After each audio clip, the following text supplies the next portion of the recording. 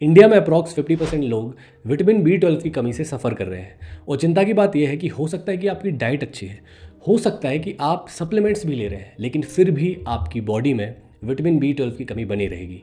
तो आज की वीडियो में हम यही समझने की कोशिश करेंगे कि कैसे हम विटामिन B12 की कमी को पूरी तरह से ख़त्म कर सकते हैं। तो चलिए शुरू करते हैं। आइए देखते हैं, मजा आएगा। B12 एक वाटर सॉल्युबल विटामिन है जो आपकी बॉडी में एनर्जी प्रोडक्शन और RBC फॉर्मेशन में हेल्प करता है। तो अगर इसकी कमी आपकी बॉडी में है तो आराम करने के बाद भी या नींद लेने के बाद भी आपकी बॉडी में थकान महसूस होगी या चक्कर जैसी प्रॉब्लम्स आपको हो सकती हैं। इसके अलावा विटामिन B12 हमारी नर्व्स को भी प्रोटेक्ट करता है। तो अगर इसकी कमी आपकी बॉडी में है तो आपके हाथ पैर में टिंगलिंग सेंसेशंस होंगे या लोकल भाषा में कहें तो झुंझुनी महसूस होगी। विटामिन B12 डोपामिन और सेरोटोनिन जैसे हार्मोन प्रोडक्शन में भी हेल्प करता है।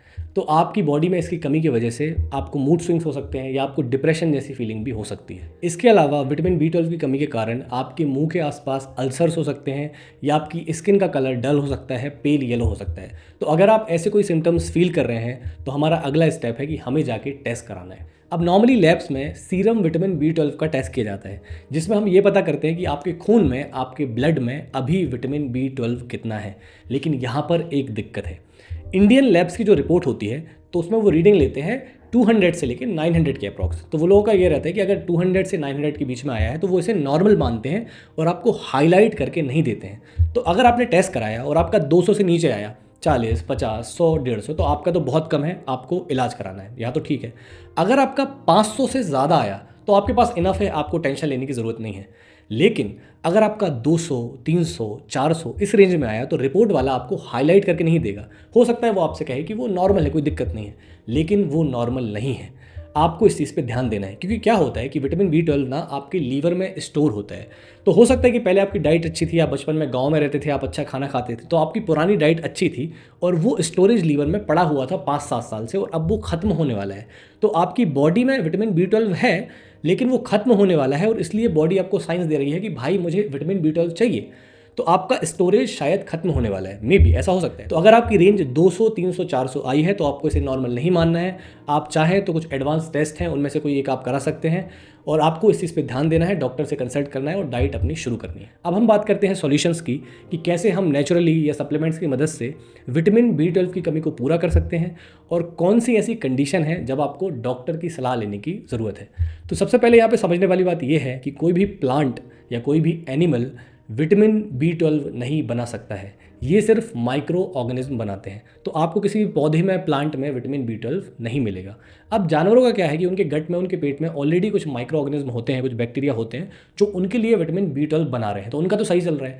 लेकिन इंसान ये नहीं कर पा रहे हैं। पहले शायद कर सकते थे, लेकिन अब हम में उतनी कैपेसिटी नहीं बची है। अब पुराने ज़माने के जो लोग थे वो फल को, सब्जियों को उतना धोके नहीं खाते थे, तो उस पर मिट्टी लगी होती थी, तो उस मिट्टी में कुछ बैक्टीरिया है, कुछ विटामिन B12 है, तो कुछ वहाँ से आ जाता था, कुछ डेयरी प्रोडक्ट से आ जाता था। अगर वो लोग नॉन वेज खा रहे हैं तो कुछ वहाँ से आ जाता था। लेकिन अभी फूड हैबिट्स चेंज हो चुकी हैं, हर चीज़ क्लीन है, प्रोसेस्ड है, हम हर चीज़ को धो धो के खाते हैं, तो मिट्टी से तो विटामिन B12 हमारे अंदर आएगा नहीं। और ऊपर से मैं वेजिटेरियन हूँ तो कंसर्न और थोड़ा सा बढ़ जाता है। तो अब हम समझते हैं कि कैसे एक वेजिटेरियन इंसान अपनी B12 की कमी को पूरा कर सकता है। तो एक एडल्ट को अप्रॉक्स 2.4 माइक्रोग्राम विटामिन B12 की नीड होती है डेली। तो आपके पास सबसे पहला ऑप्शन है डेयरी प्रोडक्ट्स। तो अगर आप 1 गिलास दूध पीते हैं तो 1 गिलास दूध में 1 माइक्रोग्राम विटामिन B12 होता है, और अप्रॉक्स इतना ही होता है 1 कटोरी दही में और 100 ग्राम पनीर में। अब आपको कितना चाहिए? 2.4 माइक्रोग्राम। तो मान लीजिए आप सुबह 1 गिलास दूध ले रहे हैं, दोपहर को छाछ, दही या पनीर आपने लिया, तो अप्रॉक्स 1.5 जो माइक्रोग्राम है वो यहाँ से आपका पूरा हो जाएगा। दूसरा आपके पास ऑप्शन है फोर्टिफाइड फूड्स। कुछ कंपनीज अपने ओट्स में, प्लांट मिल्क में, सीरियल्स में आर्टिफिशियली अलग से विटामिन B12 डालती है, जिसे हम फोर्टिफिकेशन कहते हैं। तो आप अगर मान लीजिए मार्केट जा रहे हैं तो आप ओट्स चेक कर सकते हैं कि भाई ये वाली ओट्स में विटामिन D भी है, विटामिन B12 भी है, तो चलो मैं ये ले लेता हूँ। तो कुछ पोर्शन आपका वहाँ से कवर हो जाएगा। अब कुछ लोग कहते हैं कि फर्मेंटेड फूड्स जैसे इडली, डोसा, अचार या फिर स्प्राउट्स, इनसे भी विटामिन B12 मिलता है, लेकिन वो बिल्कुल ना के बराबर है। लेकिन ये सब चीज़ हम खाते हैं तो हमारी गट हेल्थ अच्छी रहती है, B12 का एब्जॉर्प्शन अच्छे से हो पाता है, तो ये भी कहीं ना कहीं फ़ायदा ही देगा। तो अपने पास मेनली 2 ऑप्शन है, डेयरी प्रोडक्ट्स और आपके पास फोर्टिफाइड फूड्स। और ये दोनों मिला के आपका ना ले दे के 2 माइक्रोग्राम के अप्रॉक्स ही कर पाएंगे। इसलिए ये ज़रूरी है कि आप अपनी डाइट में एक मल्टी विटामिन की गोली ऐड करें। तो जो कंपनीज होती हैं वो मल्टीविटामिन की टैबलेट्स में generally 1 microgram vitamin B12 add करती हैं। तो आपका मान लो 2 वहाँ से कवर हो जाएगा और जो 1 माइक्रोग्राम है वो यहाँ से कवर हो जाएगा। तो मल्टीविटामिन ऐड करने से अप्रॉक्स आपका जो डेली नीड है वो पूरी हो जाएगी। लेकिन अब आती है सबसे बड़ी प्रॉब्लम। देखिए, जो डाइट से या मल्टीविटामिन से हमें विटामिन B12 मिलता है वो होता है साइनोकोबैलेमिन की फॉर्म में। अब साइनोकोबैलेमिन आपकी बॉडी अंदर ले जाती है, एब्जॉर्व करती है, फिर उसे मेथिलकोबैलेमिन में कन्वर्ट करती है और फिर यूज़ करती है। मतलब आपकी बॉडी साइनोकोबैलेमिन को डायरेक्ट यूज़ नहीं कर सकती है। अब कुछ लोगों में प्रॉब्लम होती है, कुछ लोगों में दिक्कत होती है। दिक्कत क्या होती है? या तो ये हो सकता है कि आपकी बॉडी विटामिन B12 को एब्जॉर्व ही नहीं कर पाती है या फिर आपकी बॉडी विटामिन B12 को एब्जॉर्व करती है लेकिन कन्वर्ट नहीं कर पाती है। अब ये प्रॉब्लम जनरली उन लोगों में होती है जिनका पेट खराब होता है, मतलब आपको गैस बन रही है, एसिडिटी हो रही है, या फिर आपकी एज हो चुकी है, या फिर जेनेटिकली कुछ लोगों में इश्यूज़ होते हैं कि उनकी बॉडी B12 एब्जॉर्व ही नहीं कर पाती है। अब ऐसे लोग डाइट लेंगे, बेचारे मल्टीविटामिन लेंगे, लेकिन कुछ चेंज नहीं आएगा। तो अगर आप ऐसा कुछ फेस कर रहे हैं कि आपने अच्छी डाइट ली, आपने मल्टीविटामिन लिए, लेकिन आपका B12 नहीं बढ़ रहा है, तो आपको डेडिकेटेड विटामिन B12 के सप्लीमेंट्स, गोलियां लेनी पड़ेंगी, वो भी मेथिलकोबैलेमिन के फॉर्म में, क्योंकि मेथिलकोबैलेमिन डायरेक्टली बॉडी यूज़ करती है। साइनोकोबैलेमिन लेते रहेंगे तो कुछ नहीं होने वाला है, ठीक है।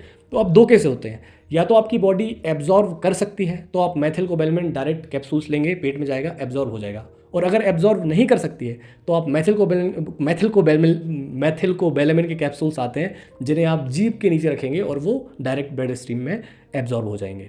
अब यहाँ पे 2 केस बन रहे हैं। या तो रिपोर्ट में आपका विटामिन B12 बहुत ज़्यादा कम आया है तो आपको डॉक्टर के पास जाना है, क्योंकि पहले वो आपको इंजेक्शंस लगाएंगे और उसके बाद वो आपको सप्लीमेंट्स देंगे। और या फिर आपने डाइट अच्छी ली, मल्टीविटामिन्स ली, आपका सब सही चल रहा है, लेकिन फिर भी B12 की कमी बनी है, आपकी बॉडी में दिक्कत है, तो भी आपको डॉक्टर के पास जाना है।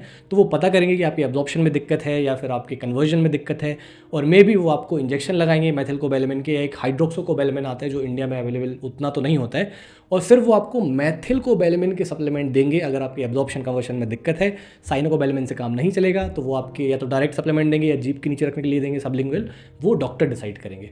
तो ये थोड़ा सा ध्यान रखना है कि मे भी हो सकता है आपने सब कुछ अच्छा किया लेकिन फिर भी आपको इशू आया, तो आपको डॉक्टर से कंसल्ट करनी है।